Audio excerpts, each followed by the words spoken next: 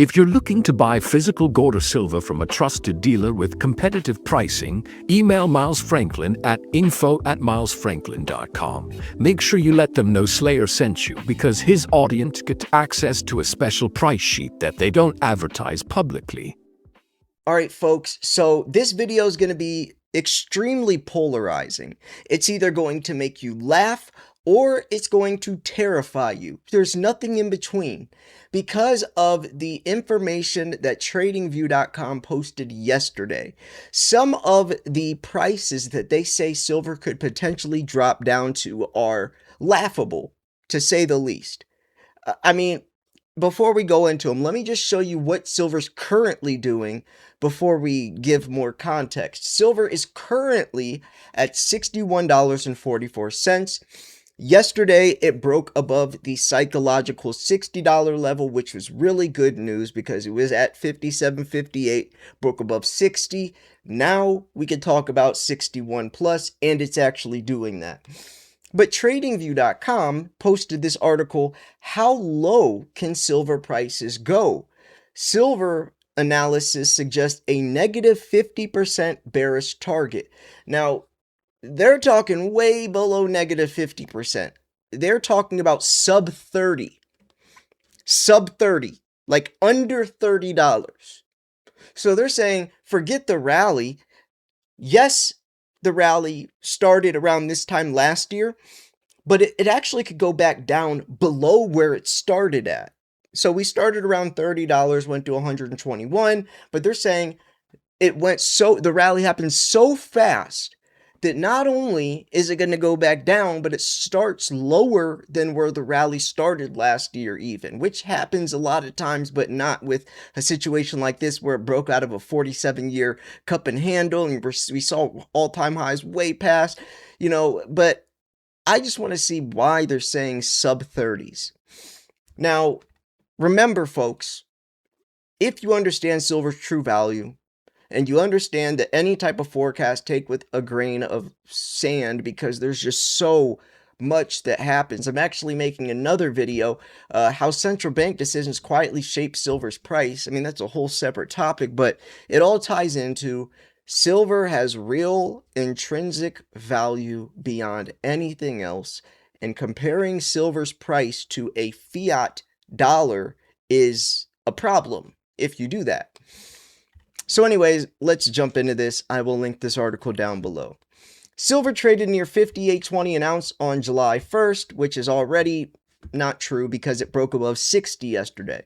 Grinding sideways in the high 50s after last week's break below the 64.50 floor, which had capped the post-record consolidation December.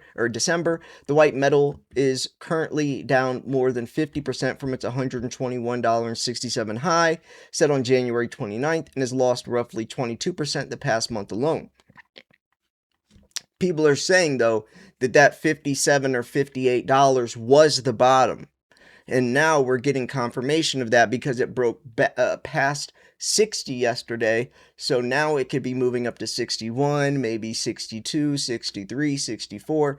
And that is especially because given what's happening across the world, even in the economy now, with the dollar so strong and everything going on, silver is still not going lower. If that wasn't the bottom, then we would have seen all of this news with the dollar and all this stuff pushing silver below 57, 58 down, but now it's actually reversing. So I do think that was the bottom. I could be wrong, but let's keep going on. So the weekly breakdown is the most consequential technical event for the year for silver, and both of my charts point lower from here. I wonder if he would still post this article now knowing that silver the next day is up to $61. Below I map both time frames, the levels that matter, and the point where my bear case breaks. So let's look at this. Silver's technical analysis, the weekly breakdown puts $42 in sub 30 in play. So, and remember folks, this is just a technical analysis that you could put together any type of technical analysis think of any number and you could fit some type of analysis to fit that number, whether it's 85, whether it's $13, whether it's 29.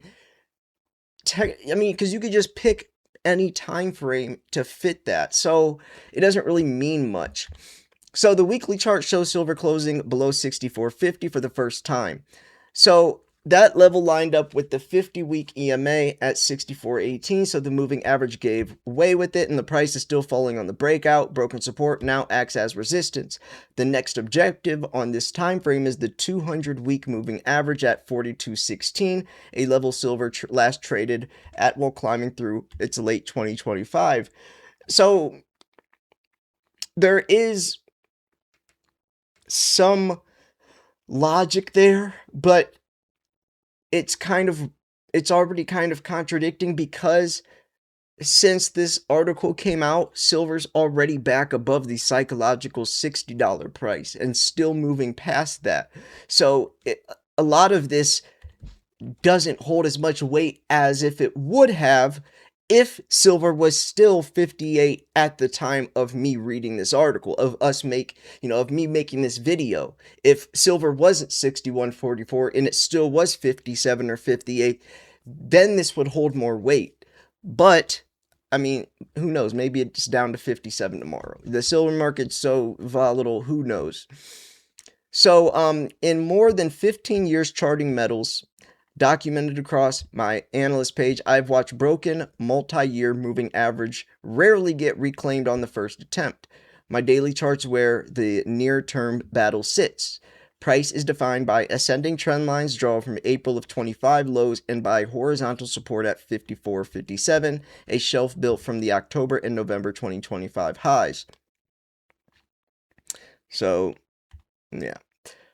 So silver breaks 64, the 50-week EMA, and 200 weekly moving average at 42 next. So above price 50-day EMA is at 69.79, is falling towards the 200-day EMA at 67.06, and the gap is narrowing towards the death cross, one of the more reliable bearish signals on the daily time frame. My directional bias stays lower while silver trades below the $67 to $70 moving average band, and the same zone I flagged as the ceiling in my recent $96 upside analysis. A weekly close below 54.57 opens the door to 46, but I don't think the week is going to close at 54. I think it could close at 64.57 more than 54.57. Especially since I think a lot of people are now realizing this could be the bottom, so a lot of people are going to start buying in because they see the proof that silver's starting to go up. So like, oh crap, before it goes back up to 70s, I better get in right now, I mean, logically, that's why they called it $60. That's why they called $60 a psychological price, because people just seeing the number 6 instead of 5.9, it just looks higher. The same thing Walmart does on the opposite. They'll price something $19.99 instead of $20, even though it's 1 penny. Just psychologically seeing the number 19 instead of 20 just makes it seem cheaper, even though it's just 1 penny. That's just psychology. And that worked for 60. Oh, now what's silver at today? 60 something instead of 59. It just sounds, I think I don't have to explain this to you. That's just how it works, of course. That's why they call it the psychological level.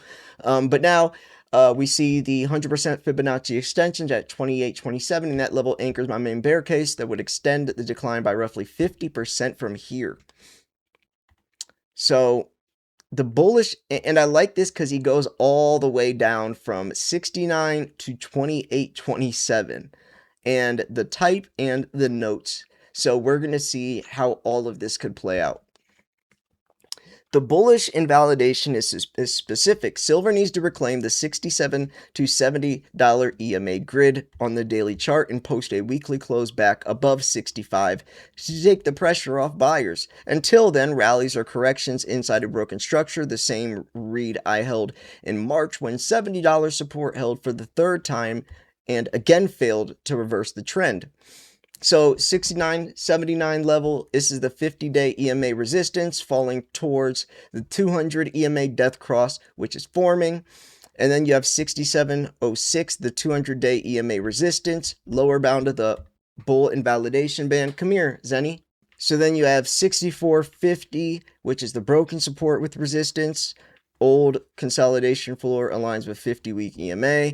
And then we have spot price July 1st, 58.20. It actually was up to above 60 yesterday. I made a video about it. Grinding below the broken floor. 54.57 is support. And I think we're going to easily beat that support. 46.26 support, intermediate downside, 42.16.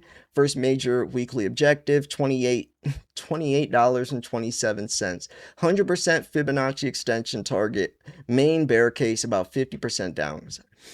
So why is silver falling? Silver's falling for a reason that has little to do with its own supply and demand. Of course, it has nothing to do with that. And actually, yesterday it went back up because of the new federal chairman, Kevin Warsh, what he said. So actually, that is proof for why silver's falling, but it's also proof of why silver is going back up right now as well. So markets now price at least one hike this year. Bank of America thinks there's going to be 3 hikes this year. Dutch Bank thinks 2. Most people think 1 rate hike. But anyways, Rania Gould, senior market analyst, calls the sell-off a deeper repricing of market expectations on the path of U.S. rates. Gould points to fading bets on near-term rate cuts and Fed tone that has shifted from easing to caution as the primary driver. So some of these drivers behind the current leg down stack up like this. Hawkish Fed repricing, stronger dollar, higher real yields, unwinding risk premium, industrial demand softening, quarter end repositioning. I mean, all of those are true, and all of those are kind of happening, but these things don't happen forever. You know, like next year, or even not even next year, the dollar goes up and down, inevitably will fail. Right now, it might look strong. So right now, it might affect the immediate price of silver, but next year, whole different thing. Next year, demand could be a whole different thing. Next year, not even next year, you know, the Fed repricing or how many rate cuts could change and will change, and wrenches that will get thrown in that will affect the price. And who knows I mean, there's just so much. So right now, everything that's happening might push silver lower, but the world isn't going to last. It doesn't exist like this forever. It's very temporary and it's very fast paced. And a lot of it affects silver to very high degrees. So, yeah, just remember that. So how far can the drop go? Sub 30s is his bear case to bullish case targets 90. So yeah, he's saying the bullish case could be 90, bearish case could be below 30. That's a very wide gap. Now, Commerce Bank, $90 by the end of the year. JP Morgan, $81. BMO, 69 for the third quarter average. Yeah. Camille, my call. Oh, this guy's name is Damiel. He says below 30. Look how different these are. This dude that wrote this article, his target is below 30. Commerce Bank is 90. JP Morgan's 81. Even Light Finance, they're saying $50.50. BMO Capital, 69. ING, 74 for the fourth quarter. Their June forecast was 84, but now they cut it to 74. Softer solar demand, they're saying.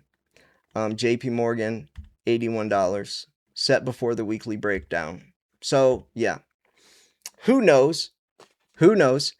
I think silver will be probably around $80 by the end of the year. And I think that I explained it really deep in my last video of why I say 80.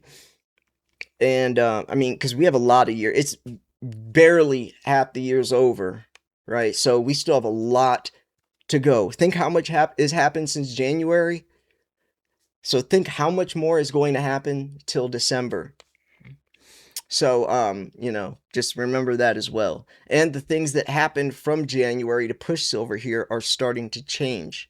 So, but I think 80, because if we get near 100, there's going to be a lot of selling And that is because people that see it right now down to 58, 59, 60, a lot of selling will be around the psychological $100 level. So I don't see it breaking above that strong resistance, but I still do see a lot of buying until then.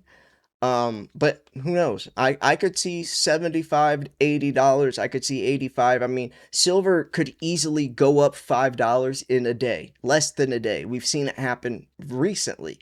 So if it can go up $5 in just one day, think about 5 more months, 4 or 5 more months, how much can happen and how much will happen, whether it's for the higher or for the better or for the worse. We're going to see a lot, but usually right now I think there's a lot of buying because people are noticing that there is a floor, and you better get in now, because you'll be one day wishing you could pay these prices again. I think people just need the validation that it's not going to go to 30s or 40s, and once they see that, they're going to be buying like crazy right now because they have that validation, like, okay, this is the bottom. I better get in because that means it's going to be going back up, and I don't want to pay those prices I paid last year. I want to lower my dollar per ounce average as much as I can. But anyways, yeah, that's my thought. Let me know yours as well. I definitely don't think silver's going to $30 or $28.27 like he's saying. That's insane. But anyways, yeah, I'm going to wrap this video up here. Thank you so much for tuning in. This was Silver Slayer. I will see you guys tomorrow. Peace. If you're looking to buy physical gold or silver from a trusted dealer with competitive pricing, email Miles Franklin at info@milesfranklin.com. Make sure you let them know Slayer sent you, because his audience gets access to a special price sheet that they don't advertise publicly.